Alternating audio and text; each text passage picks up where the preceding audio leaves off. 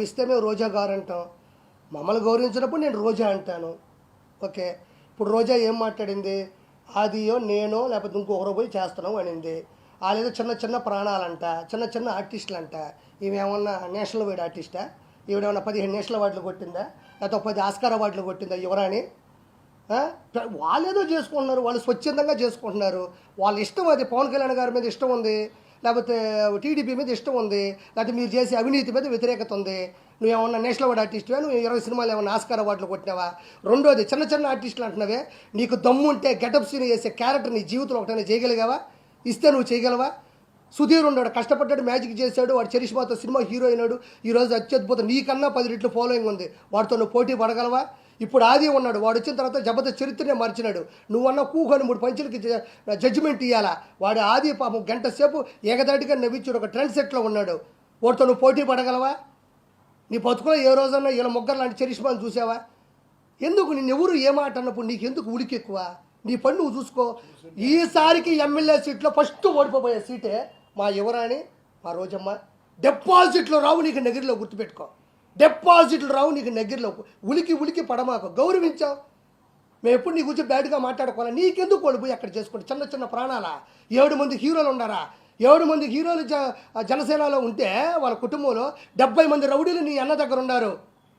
తెలియదా నీకు? 70 మంది రౌడీలు ఉన్నారు. నీకు దమ్ముంటే ఒకసారి ఎదిరించి మాట్లాడి చూడు, నేను లేపేస్తాడు చూద్దాం. ప్రతిదాకా నీలాగా దిగజారిపోయి నీలాగా ఆడ ఇలా వెనక తిరుక్కుంటా బతుకుతాను అనుకుంటున్నావేంది? వాళ్ళు స్వచ్ఛందంగా పడినారు, వాళ్ళు ఇష్టం ఉంటే ఉంటారు, లేకపోతే పోతారు. నోరు మూసుకొని నీ పబ్లిసిటీ నువ్వు చేసుకో. నువ్వు చేసినా ఓడిపోతావు, చేయకపోయినా ఓడిపోతావు. నటుకుమారని చెప్పినట్టు జనసేన కన్నా వచ్చి అక్కడ మద్దతు బలుకు, బాగుంటుంది నువ్వు నీ బతుకు. ఇంకేటన్నా వస్తుంది, రేపో ఎల్లుండో వస్తుంది. నగిరిలో ఏముంది? నేను వచ్చిన నగిరికి నీ వల్ల నేను ఎదవనైపోయినాడా? ఏముంది నగిరిలో నువ్వు చేసిన అభివృద్ధి? వారం పెడితే చాలు, నీ అంత తాళపాక అన్నమయ్యనట్టు వెళ్తుంటావు పైకి. వెంకటేశ్వర స్వామి అంటే అంత ఇష్టం, అంత ప్రేమ ఉన్నప్పుడు అన్న చేసే దుర్మార్గాన్ని ఎందుకు అడగలేకపోతున్నావు? 30 మంది కావాలి నీకు, ఒకరు కాదు. అమ్మ పెద్ద టీం నీకు, తిరుమల టీం ఉంటుంది నీకు, వేసుకొని పోతా ఉండాలా. తిరుమలకి అన్నకి సామాన్య భక్తుడు తిరుమలకి వెళ్తే నీ అన్నకి ఇష్టం ఉండదు. ఎందుకంటే పాపం వాడి దగ్గర 1 రూపాయి డబ్బులు ఉండవు, వాడు అన్నదానం తింటాడు, హుండీలో డబ్బులు లేడు పాపం. మీ అన్న 30,000 పెట్టి వెంకటేశ్వర స్వామి దగ్గరకు వచ్చినాడే గొప్పవాడు. ఉండు నీకు జూన్ 4వ తారీఖు మొత్తం అందరి లెక్కలు జాలస్తాము. హైదరాబాద్ మారుతుంది. జగన్మోహన్ రెడ్డి లండన్ అని పెట్టుకున్నాడు, ఎందుకంటే అదే లండన్లో విజయమాల్య ఉన్నాడు, దొందే 2 ఒకటే, ఆడికి పోతాడు. మా విజయసాయిరెడ్డి ఉన్నాడు, ఏమిరెడ్డి గారి ఇంటర్వ్యూ కూడా బేకలేని విజయసాయిరెడ్డి ఏటు ఏమన్నా ఏమిరెడ్డి ప్రభాకర్ రెడ్డి గారికి పైన విజయసాయిరెడ్డి దిగినాయంటే మీ అతి చేష్టాలు, మీ ఆకృతి చేష్టాలు కాబట్టి ఏమన్నా చేయగలరా మీరు? ఎవరికి? ఓహో, మనోడు అందుకే మొన్న అంటున్నాడు కాలేజీ రూమ్ అంటున్నాడు. అది ఈసారికి కూటమి వస్తుంది, అవతలోడికి ఓటం వస్తుంది.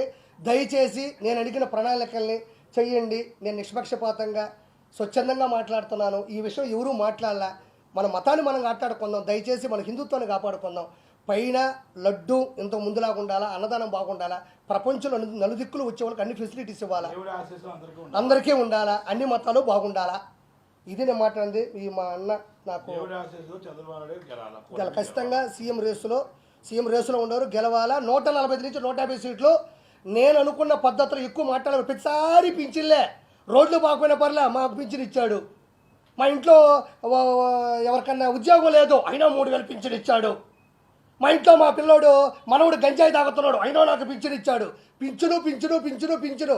ఒక కుటుంబంలో ఒక 5 మంది ఉంటే ఒక ఆవిడే ముసలావిడ ఉంటుంది, మిగతా 4 కూడా పింఛన్ ఇవ్వనప్పుడు నీ పింఛన కుటుంబం అంతా కాపాడుతుందా? ఇప్పుడు నువ్వే ముసలావు ఉన్నామా, నువ్వు డబ్బులు తీసుకునేవో, రేపు నీ బాగాలేకపోతే అంబులెన్స్ వచ్చింది, రోడ్డు బాగలేదు, ఆ రోడ్లో నేను అంబులెన్స్ తీసుకోపోతే పోయి చచ్చిపోయినావు. రోడ్లు బాగాలేవు, నీ పింఛన్ డబ్బులు నేను కాపాడుతుందా? అంబులెన్స్ వేగానే వేస్తుందా? నువ్వు ఏమైనా ఫ్లైట్ వేసుకుని వెళ్ళగలవు 3,000కి? నీ 3,000 కాదు, గుర్తుపెట్టుకో. మీ మనవరాలు చదువు కావాలా, నీ మనవుడు ఉద్యోగం కావాలా, అవతల వాళ్ళకి జాబు కావాలా, నీ ప్రాణం కూడా బాగుండాలా. ఒక్క పింఛన్ వల్లే కుటుంబాలు బాగుండవు. స్వార్థం తగ్గించుకొని అన్ని డిపార్ట్మెంట్ చెక్ చేసుకోండి. For more videos like this, subscribe Big TV channel.